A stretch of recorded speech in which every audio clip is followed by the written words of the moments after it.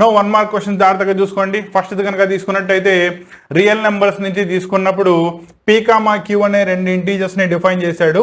p is equal to a into b square, q is equal to a cube into b, where a, b are the prime numbers అని చెప్పాడు. అయితే ఆ రెండింటి యొక్క LCM ని కానీ హెచ్సిఎఫ్ కానీ ఫైండ్ అవుట్ చేయమన్నప్పుడు ఏ యొక్క హైయెస్ట్ పవర్ ఏ క్యూబ్ ఉంది, బి యొక్క హైయెస్ట్ పవర్ బి స్క్వేర్ ఉంది.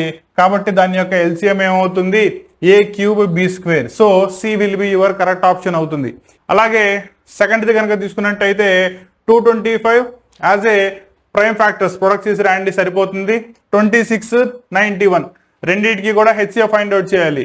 ఆ రెండింటిలో పోయే హెచ్సిఎఫ్ విల్ బి ఎంత అవుతుంది, 13 విల్ బి ఇట్స్ హెచ్సిఎఫ్ అవుతుంది. అలాగే write the standard form of a quadratic polynomial. X square యొక్క కోఎఫిషియంట్ ఎంత, ఎక్స్ యొక్క కోఎఫిషియంట్ ఎంత, కాన్స్టెంట్ ఎంత జాగ్రత్తగా మెన్షన్ చేయండి, అప్పుడు మీకు 1 మార్క్ పడుతుంది. అలాగే state the relationship between zeros కి coefficient of a quadratic polynomial, that is alpha comma beta are the zeros. And ఇచ్చిన స్టాండర్డ్ కనుక తీసుకున్నట్టయితే product of the zeros is equal to c by a కి equal. ఇవి రెండు కనుక mention చేసినట్టయితే 1 mark వచ్చేస్తుంది. Next 6th one, degree of A polynomial చెప్పమన్నాడు. నా వేరియబుల్ యొక్క highest power in the polynomial, దాన్ని డిగ్రీ అంటాం. ఇందులో ఉన్న హైయెస్ట్ పవర్ 3 కాబట్టి దాని యొక్క డిగ్రీ విల్ బి 3 అవుతుంది. Next write the quadratic polynomial having x-1 and x-2 are the factors. Directly multiply చేయండి, దాని యొక్క క్వాడ్రాటిక్ పాలినామియల్ వచ్చేస్తుంది. క్లియరా?